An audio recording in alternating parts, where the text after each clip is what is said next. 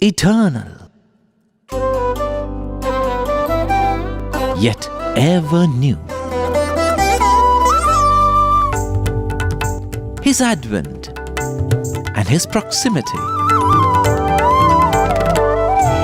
His mystical leelas and His songs. Every mischief and miracle, a message memorable.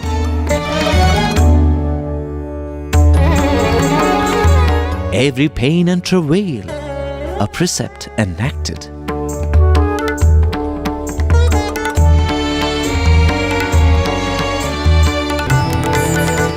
As the bud blossomed to reveal 1,000 petals,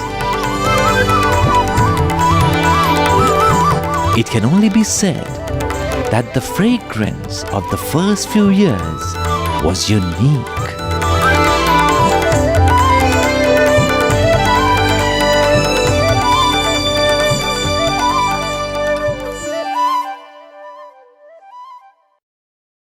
If somebody tells you Bejawada mango or Alfonso mango, see my mouth already, it starts salivating. You already start, wow, Alfonso mango, because it is so juicy, it's fantastic. Swami says, but then, if somebody gives you a mango in your hand, what do? You take it, smell it, press it to see if there are any worms. The difference between the name and the form. Where only the name is there, there is instant faith. You get the experience already. Alfonso mango, wow, lovely, superb. Take the mango, you have to test. There is doubt. Is it good? Is it rotten? Is there an insect? Is there something spoiling? Is it washed? When the form is there, doubt is automatically there. And there were people who doubted Swami, especially in the early days. There was no body of literature. There was no Sai Baba, man of miracles, to read and come. You just don't know. Somebody who is half your age, who looks like a village cowherd boy, is supposed to be the Supreme Lord. So then there was this bunch of boys who had come, and they said, there is something funny about this Sai Baba. I think he goes previous night and digs in Chitravati and plants whatever he wants. Next day he comes and digs them out and gives it. This is what his trick is. Those days the big groups would be 50 to 60 people. And Swami pulled out these boys and said, today these boys will decide where we will go and sit in Chitravati. These boys, you know what they did? They selected an area which was used as a burial ground. They all sit together. What do you want? Swami asked them. Do you want papaya? Do you want fruit? Do you want masala dosa? They are stunned. Masala dosa is a dish that is made hot from the tawa. You can't bury it under the sand there. Then Swami says, okay, go and dig. So the boy asks, Swami, where do you want me to dig? Wherever you want. He says, okay. And he goes and starts digging at one place. He digs for some time, gets nothing. Swami says, no, dig further, dig further. And then, even in all these little pranks or jokes, Swami gives so much message. Swami says, Yatna prayatnumal manava dharmamu jayapa jayamulu daivadinamu. What Lord Krishna told Arjuna on the battlefield, Swami just doled it out. Swami said, efforts lie in human hands, but the results depend on God. So you concentrate only on the effort. Don't worry about the fruit. Come on, dig. He dug 3 feet. Now this boy started getting scared. He felt, what if I come across some dead body now? 3 feet I have gone in. And suddenly he touches something hard and cold and he's sure it's a skull. He shrieks. Ah! Swami says, what happened? He says, bring it out. He brings out, it's a big mango and everybody is able to smell it. Swami calls these 5 boys. And then from next to the sand he picks out a knife. This is a spot chosen by the boys. And Swami cuts the mango and gives one half of the mango to one of the boys. Then turns the mango, cuts the other half, in the middle is the seed, and gives it to the other boy. And then turns the mango, cuts another half, gives it to the third boy. Turns the mango, cuts 4th boy, 5th boy. And then again goes on and on and on and on. After 15 minutes, Swami, we can't eat anymore. Chitravati Tira Chitrupa Baba Chitravati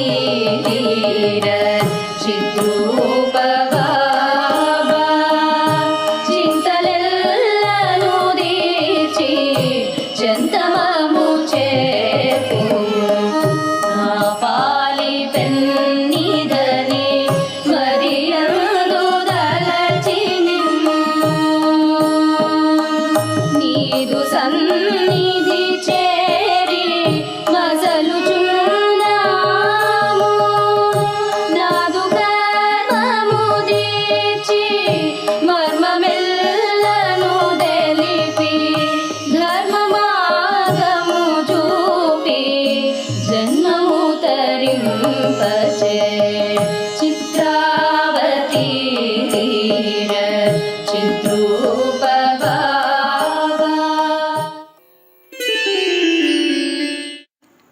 In this time around when Swami was taking devotees to Chitravati every day and doing some of these mind-boggling things, which, you cannot even imagine science explaining it.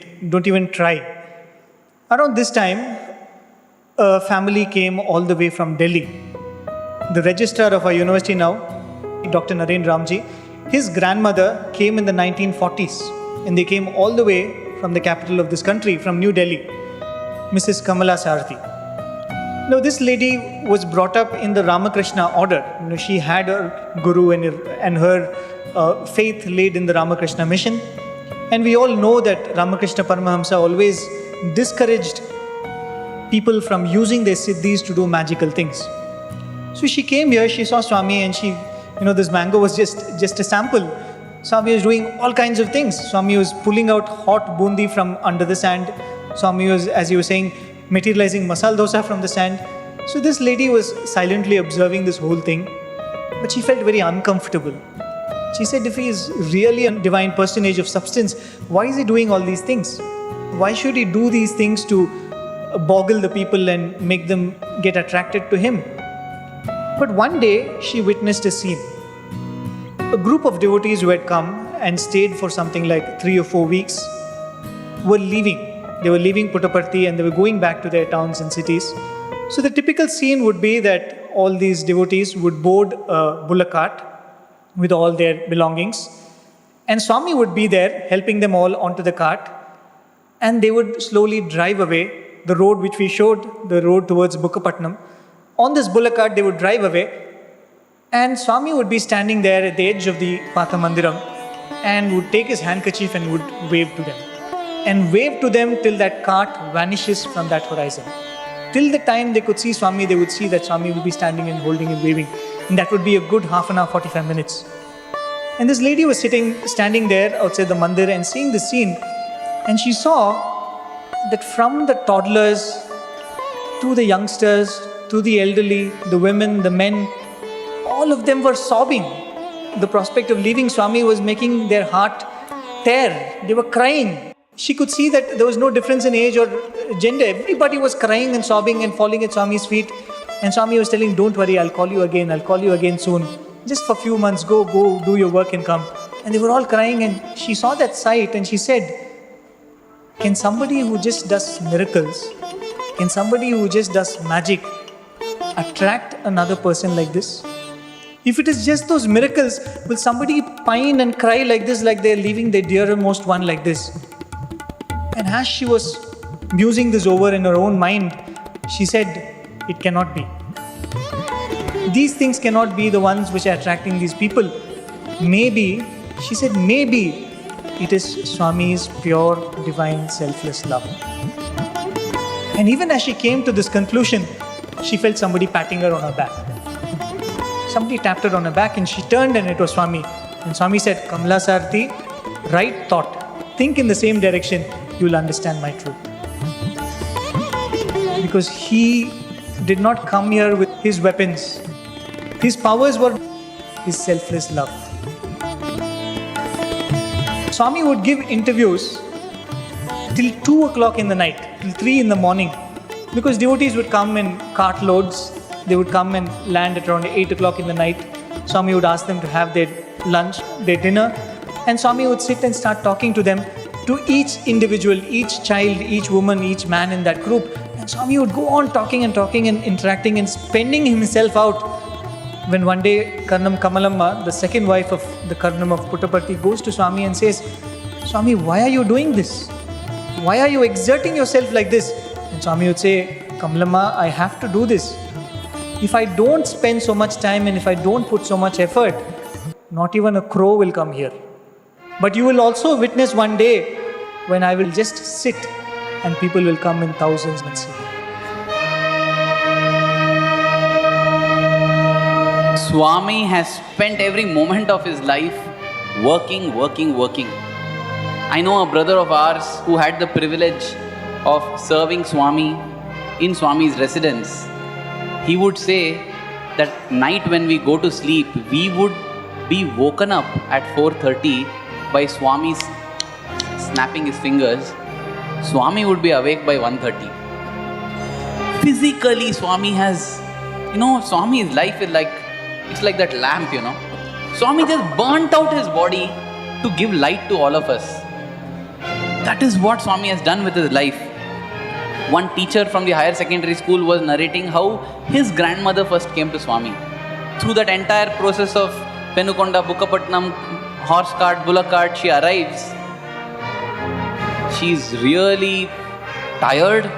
She's crossing the Chitravati sands, and then she sees Puttaparthi. Puttaparthi, there's nobody actually. There are some cows in a distance, and there's one cowherd. That cowherd is resting like this on the cow. And she looks, "Hey boy, come here." And that boy comes. She says, "There's some Sai Baba over here. I've come to see Sai Baba." He says, "Oh, you have come to see Sai Baba?" Sai Baba stays at Patha Mandiram. That boy did not say Patha Mandiram because at that time that was called only Mandiram. So this boy leads this sir's grandmother to the mandir, and that is not all there. He takes her to one well and says, "See, this is the well that you have to take water for taking your bath and your ablutions." Then takes her to another well and says, "This well gives sweet water which you can use for drinking. You can put your luggage there under the tree, you can rest. Morning around such and such a time, Sai Baba will come, you can enjoy darshan, there will be bhajans," all that. And then this boy waves goodbye and leaves. This granny is thinking, "Now I've come all the way, okay, now something, this one small, at least some shelter like thing is there." And then in 10 minutes the darshan begins. And who does she see giving darshan there? That cowherd boy who's standing with the cow there, he's coming. "Arey, this is Sai Baba." Yes. Swami was the first PRO of the ashram. Swami was the first watchman.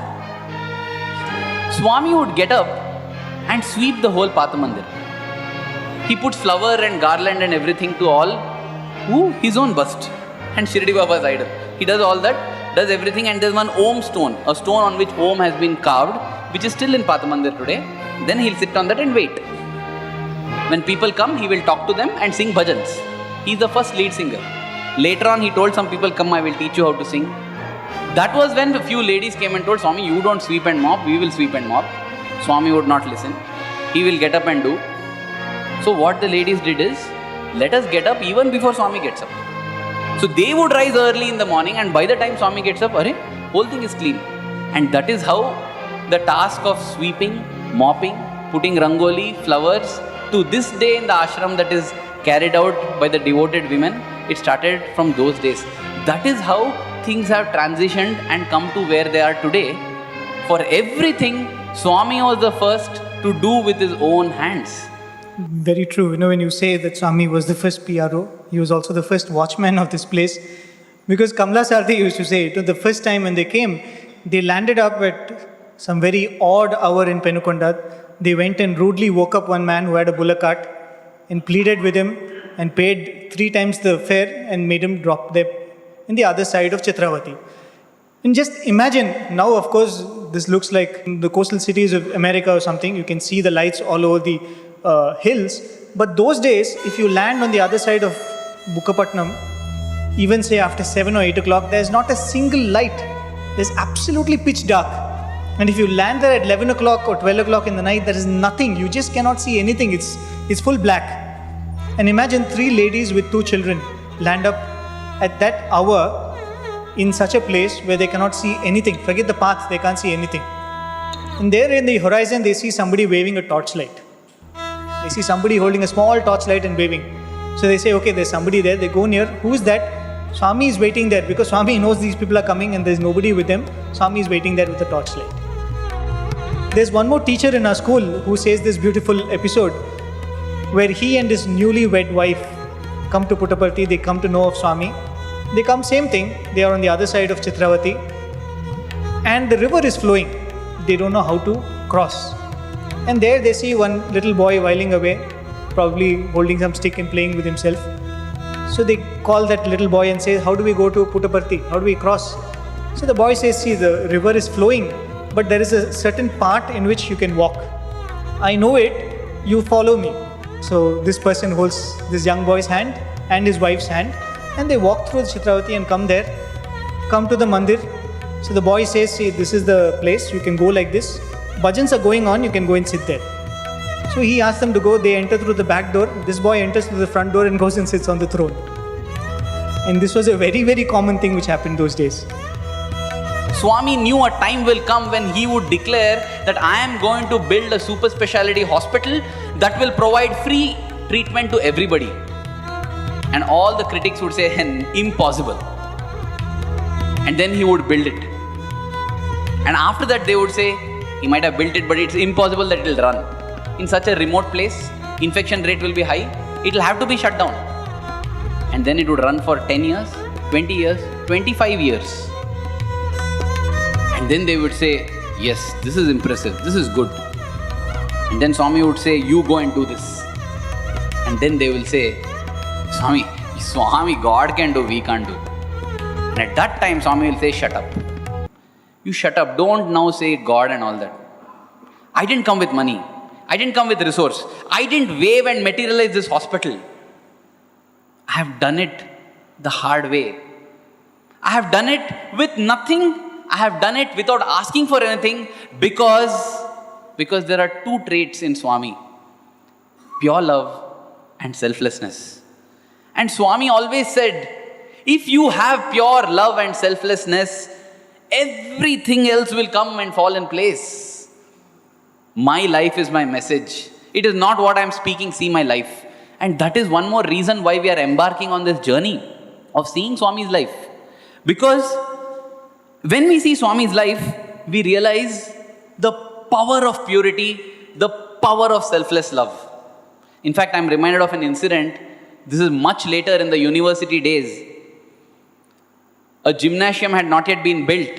And so there were these students who wanted to build their muscles, and they had their own limited kind of gymnasium where they were doing exercises, when suddenly Swami's car comes and Swami walks out. And he says, what are you doing? Says, Swami, we are exercising our body. And they just stand like that so that Swami can also see the bulging biceps. Swami says, very strong, huh? Swami, all your grace, Swami. That is just a dialogue we tell Swami so that he feels happy. We are also egoistic. We feel I am doing the hard work. But Swami will feel good. So Swami, it's all your grace, Swami. Swami says, come, let us have arm wrestling.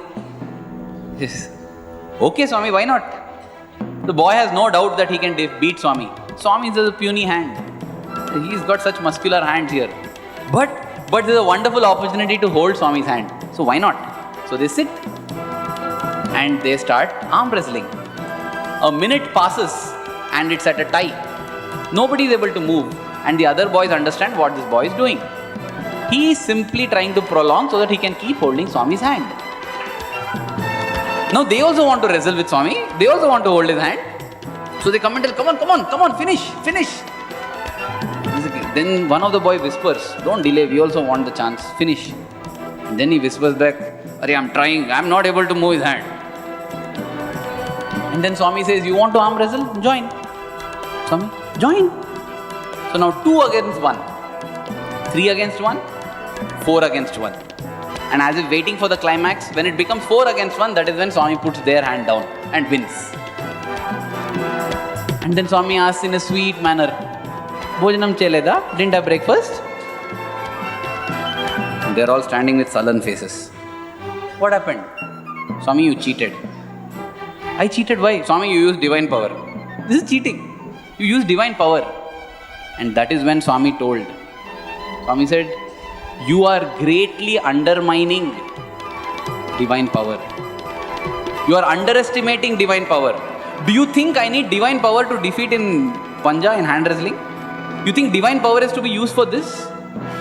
Swami said, this what you saw is the power of purity. This even you can inculcate if you have purity. Throughout his life, Swami has shown only that, the power of selflessness, the power of purity. And in order to show that to the world, he made his own life his message, where he came with nothing, he asked for nothing, yet achieved everything. And this is a very important message we have to listen, because even as we are going to go through the childhood of Swami, don't listen to it as it is a story we listen, Ramayana, Mahabharata, we listen to the story of Krishna, in the sense of its Bhagavatam. It's always nice to listen about the Lord. Listen to it also with the understanding that it is a lesson. Because as somebody beautifully said, people try to imitate Swami. You have to emulate Swami. Because it is for this very purpose, Swami said, my life is my message. It is for this very purpose he made the choices he made. It is for this very purpose he came with nothing. And he said, you also are coming to this world with nothing. But if you hold on to that love, if you hold on to that selflessness, if you hold on to that purity, there is no limit to what you can achieve. Legend says that this village was called Gollapalli, the village of cows, which abounded in cows. All the cowherds were very prosperous. They had no lack of milk, curd and butter at home. That was when one cowherd observed that his favorite cow is not yielding any milk. He followed this cow and saw that she goes to an anthill and a cobra comes out of that anthill and sucks the cow dry, drinks all the milk from her teeth. And then she returns home without any milk. He is very angered. He feels that this cobra is robbing away my milk. He picks up a boulder, throws it on that snake, and it is said that the snake, before dying, the cobra looked up at the cowherd and pronounced a curse. And because of that curse, Gollapalli became Valmikipuram. Valmikam means anthill and Puram means village. And in due course of time, the anthills prospered, the cows died out.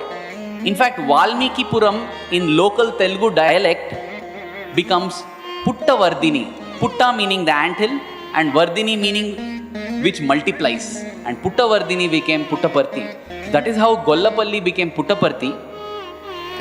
It is after Swami's birth, during the Pathamandiram days, that Swami brought this rock and asked it to be cleaned and asked for sandal paste to be applied on one side of the rock where they saw the image of Lord Krishna. And today that rock is worshipped in the Venugopala Swami temple, which is right next to the Pathamandiram. All of us can visit, it is there. It's a beautiful, very peaceful temple set low in the ground. This rock is worshipped as Lord Krishna. And ever since that day, the curse seems to have lifted and cows and prosperity returned back to Puttaparthi.